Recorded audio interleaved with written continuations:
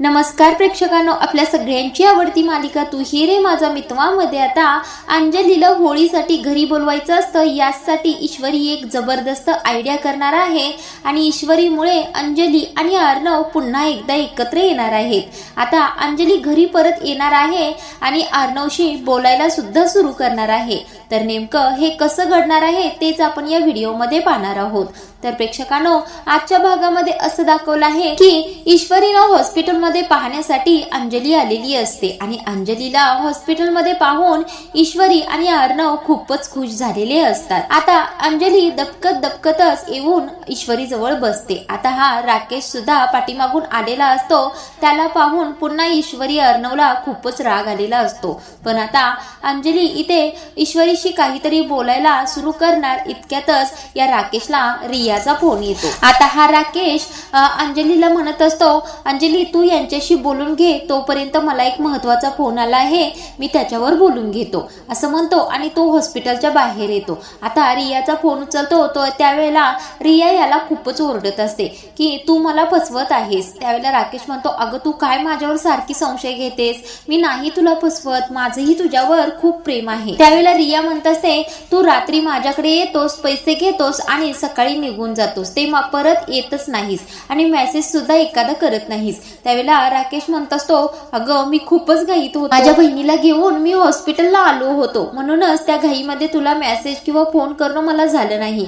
त्यावेळेला ही रिया खूपच राकेशवर संशय घेत असते. आता राकेश म्हणतो, तू माझ्यावर संशय घेत आहेस ना, तर थांब, आता मी तुला व्हिडिओ कॉल करूनच दाखवतो की मी हॉस्पिटलमध्येच आहे. आता प्रेक्षकांनो, इथे राकेश रियाशी फोनवर बोलत असतो आणि पाठीमागे वल्लरी मामी आलेल्या असतात. आता वल्लरी मामींना राकेशवर पूर्ण संशय असतो की हा कोणाशी बोलत आहे.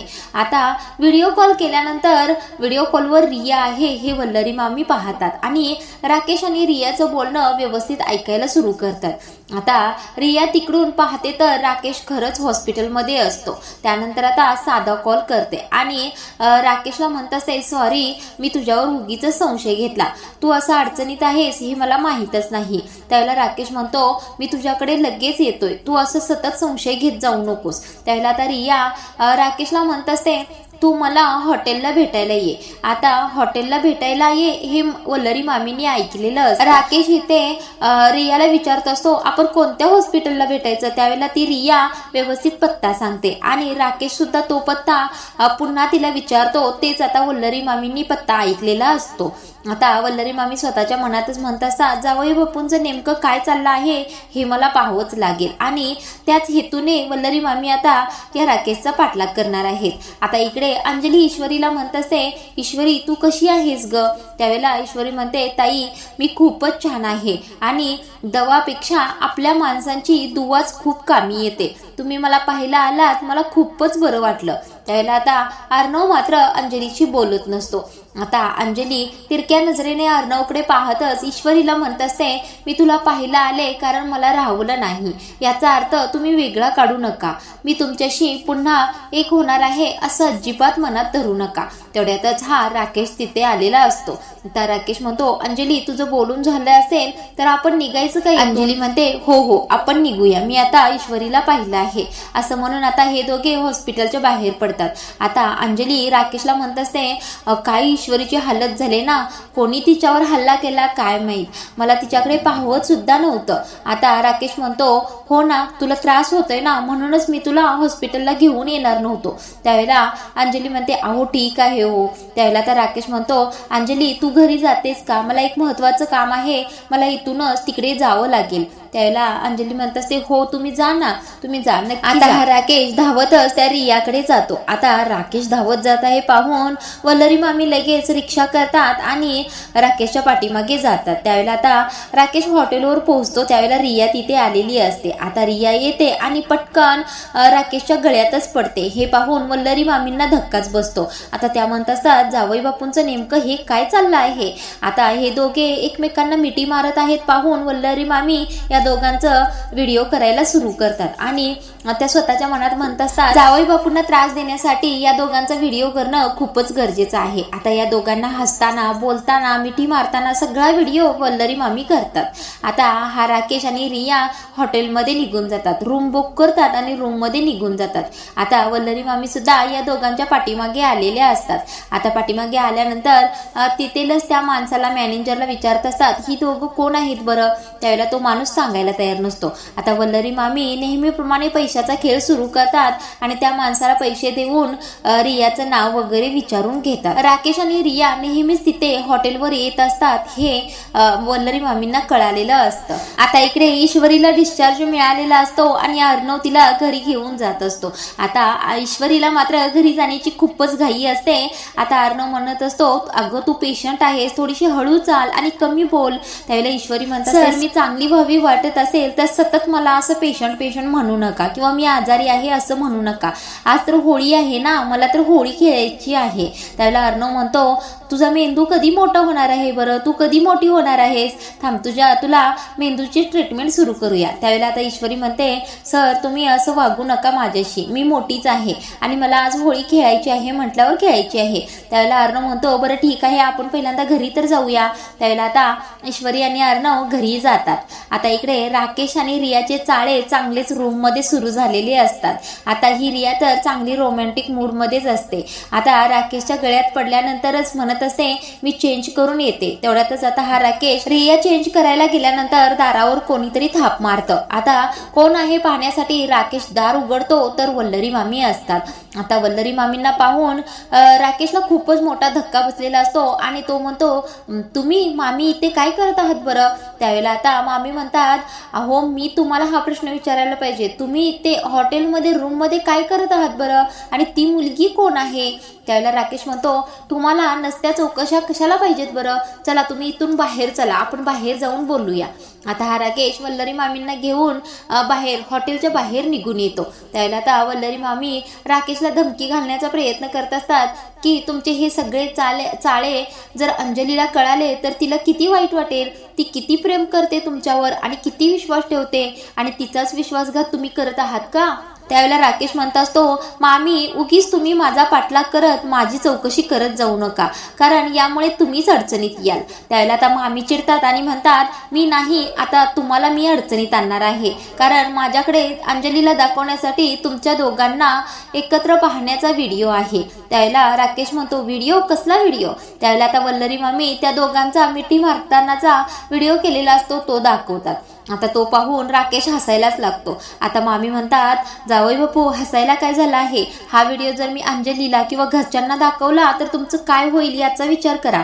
त्यावेळेला राकेश म्हणतो अहो माझं काय होईल ते सोडावो, पण तुमचं काय होईल, तुम्ही तर ईश्वरीला मारण्याचं प्लॅनिंग केलं की. त्यावेळेला मामींना धक्काच बसतो. मामी म्हणतात काय काय बोलत आहात तुम्ही. त्यावेळेला आता राकेश पटकन मोबाईल काढतो आणि वल्लरी मामी आणि उदयकांचं बोलणं ज्यामध्ये ईश्वरीला मारण्याचं प्लॅनिंग झालेलं असतं ते सगळं रेकॉर्डिंग या राकेशनेच केलेलं असतं.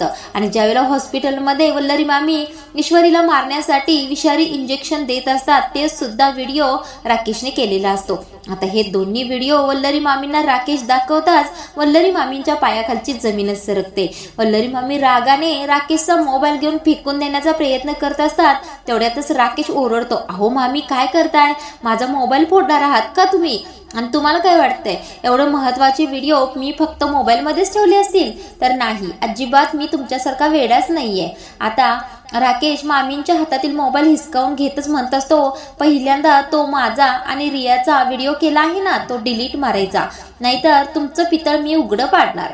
आता मामी म्हणत असतात जावई बापू ठीक आहे, तुम्ही खूपच हुशार आहात, आता माझे हे व्हिडिओ तुम्ही डिलीट करा, तुमचा व्हिडिओ मी डिलीट करतो. त्याला राकेश म्हणतो तुमचा व्हिडिओ तर मी अजिबात डिलीट करणार नाहीये, कारण त्याची रक्कम तुम्हाला मोजावी लागणार आहे. त्यावेळेला वल्लरी मामी म्हणतात अहो जावई बापू आपल्या दोघांचा दुश्मन एकच आहे, आपण दोघांनी भांडत बसलं नाही पाहिजे, तर आपण त्यांना कसं उद्ध्वस्त करू शकतो तेच पाहिलं पाहिजे. त्यावेळेला राकेश म्हणतो हो हो आपण दोघं आता पार्टनरशिप मध्ये काम करूया, पहिल्यांदा तुम्ही मला पैसे द्या. त्यावेळेला वल्लरी मामी आता राकेशला पैसे देण्यासाठी तयार होतात. हा नीच राकेश वल्लरी मामींना म्हणतो जाऊ का, ती माझी वाट पाहत आहे. त्यावेळेला वल्लरी मामी म्हणतात हो हो जावा ना, तुमचे सगळे कारभार सुरू करा तुम्ही.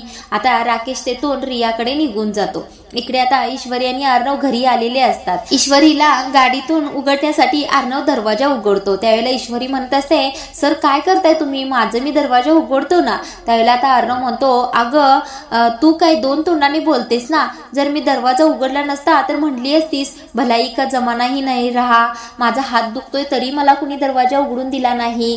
त्याला आता ईश्वरी हसायला लागते. आता हे दोघे बोलत असतात तेवढ्यातच काही लहान मुलं हातामध्ये कलर घेऊन या दोघांच्याकडे येतात आणि त्यातीलच एक मुलगा अर्णवला म्हणत असतो, सर मला थोडी पैसे द्या ना. त्यावेळेला अर्णव म्हणत असतो, पैसे कशासाठी पैसे लागणार आहेत तुला. तर तेथीलच एक दुसरा मुलगा म्हणतो, सर याला आई वडील नाही आहेत ना, म्हणून त्याला रंग घेण्यासाठी पैसे हवे आहेत. त्यावेळेला अर्णव म्हणतो, तुझं नाव काय आहे. त्यावेळेला तो मुलगा म्हणतो, माझं नाव सोहम आहे. आता अर्णव म्हणतो, सोहम खूपच छान नाव आहे. तो मुलगा म्हणतो, हो माझ्या आईने ठेवलं आहे. आता अर्णव सुद्धा म्हणतो, माझं सुद्धा नाव खूप छान आहे, माझ्याच आईने ठेवलं आहे अर्णव. आता अर्णव काही पैसे काढून त्या मुलाला देतो आणि म्हणतो, मला सर नाही तर तू दादा म्हणत जा. आता ती मुलं काय करतात, त्यांच्या हातात जे रंग असतात त्यातले काढतात आणि अर्णवच्या गालावर थोडा लावतात. आता अर्णवला रंग लावल्यानंतर अर्णव सुद्धा त्या मुलांना रंग लावतो. आता ईश्वरी मात्र खूपच उत्सुक असते.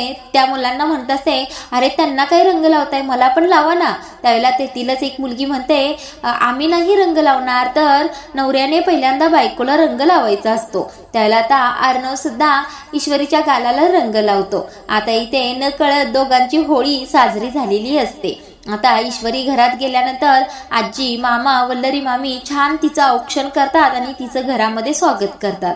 आता ईश्वरी घरात जात असते तेवढ्यातच तिला चक्कर येते.